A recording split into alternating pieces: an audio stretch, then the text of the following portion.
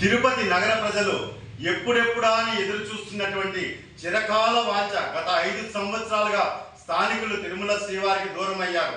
ఈరోజు ఎన్డీఏ కూటమి అధికారంలోకి వచ్చిన తర్వాత మొట్టమొదటి ధర్మకర్తల మండలి సమావేశంలో TTD chairman Shri BR Naidu గారు ఎన్డీఏ కూటమి అగ్రనేతల సూచనల మేరకు తిరుపతిలోని స్థానికులకు తిరుమల శ్రీవారి దర్శనం ఆధార్ కార్డు ఆధారంగా మొదటి మంగళవారం కల్పిస్తాము అని చెప్పి తీర్మానం చేసిన వెంటనే యుద్ధ ప్రాతిపదికన టీటీడీ ఈఓ శ్రీ శ్యామలరావు గారు, అడిషనల్ ఈఓ శ్రీ వెంకయ్య చౌదరి గారు ఆదేశాలు సూచనల మేరకు తిరుపతిలోని జేఈఓలు, అదేవిధంగా టెంపుల్ అధికారులు, విజిలెన్స్ అధికారులు ఈరోజు మహతిలో తిరుమలలోని బాలాజీ నగర్లో కమ్యూనిటీ హాల్లో స్థానికులకి తిరుమల శ్రీవారి దర్శనం టోకన్లను మంజూరు చేసే కార్యక్రమానికి శ్రీకారం చుట్టడం అంటే నిజంగా ఇది స్వామివారి అనుగ్రహం అండి. ఈరోజు ప్రజలంతా కూడా ఎంతో ఆనందం వెలుగొస్తున్నారు. అదే కాకుండా తిరుపతి ప్రజలతో పాటు తిరుపతి రూరల్, అర్బన్, చంద్రగిరి, రేణిగుంట మండలాలలోని ప్రజలకు కూడా మొదటి మంగళవారం అంటే రేపు ప్రారంభిస్తాం అనుకున్నారు. కానీ అకాల వర్షాల కారణంగా, తుఫాను కారణంగా సోమవారం నుంచి ఈరోజు మహతిలో తిరుమల కొండ మీద ఈ తిరుపతి, రేణిగుంట, చంద్రగిరి రూరల్, అర్బన్ మండలాల ప్రజలకి శ్రీవారి దర్శన టోకన్లని మంజూరు చేయబోతున్నారు. ఇది చాలా శుభ పరిణామం. నేను ఒకటే చెప్తున్నాను, ఎన్డీఏ కూటమి మాట తప్పని మడమ తిప్పని కూటమి అని చెప్పి ఈరోజు నిరూపించుకున్నాము.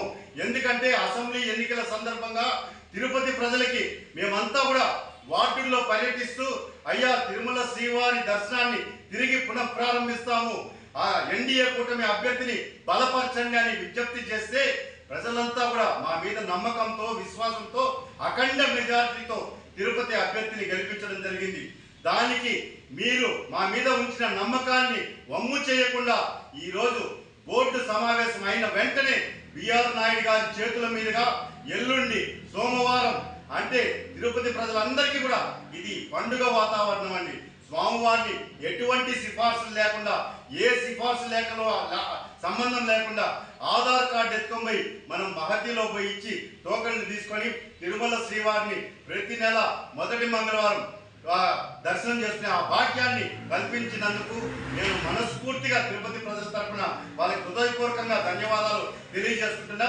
అదేవిధంగా టీటీడీ అధికారులు మహతిలో కానీ కొండపైన కానీ ఈ క్యూ లైన్లలో ఎక్కడ కానీ భక్తులకి ఎటువంటి అసౌకర్యం కలగకుండా క్యూ లైన్లు చాలా జాగ్రత్తగా పటిష్టంగా ఏర్పాటు చేయాలని చెప్పని టీటీడీ విజిలెన్స్ పోలీసుల సహకారంతో, అదేవిధంగా టీటీడీ ఇంజనీరింగ్ అధికారుల సహకారంతో ఆ మహతి పరిసర ప్రాంతాల్లో భక్తులకు ఎటువంటి అసౌకర్యం లేకుండా కనీస మౌలిక సదుపాయాలు ఏర్పాటు చేసి ఎటువంటి అవాంఛనీయ సంఘటనలు జరగకుండా నేను భక్తులకి కూడా నేను ఒక సామాన్యుడిగా విజ్ఞప్తి చేస్తున్నా.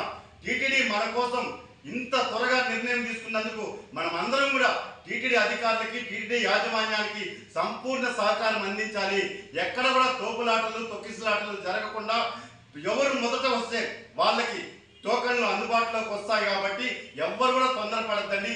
ఈ నెల నుంచే ప్రారంభం కాబోతుంది కాబట్టి డిసెంబర్ నుంచి ప్రతి నెల ఈ నెల పోయిన వాళ్ళు వచ్చే నెల ఇంకొకరికి అవకాశం ఇవ్వాలని చెప్పని ఎటువంటి అవాంఛనీయ సంఘటనలు జరగకుండా టోకన్ల జారీ సెంటర్లలో పగడ్బందీగా జరగాలంటే స్వామివారి భక్తులు కూడా టీటీడీ అధికారులకి సంపూర్ణ సహకారం అందించాలని చెప్పని నేను ఒక స్థానికుడిగా విజ్ఞప్తి చేస్తున్నానండి. ఓం నమో వెంకటేశాయ గోవింద.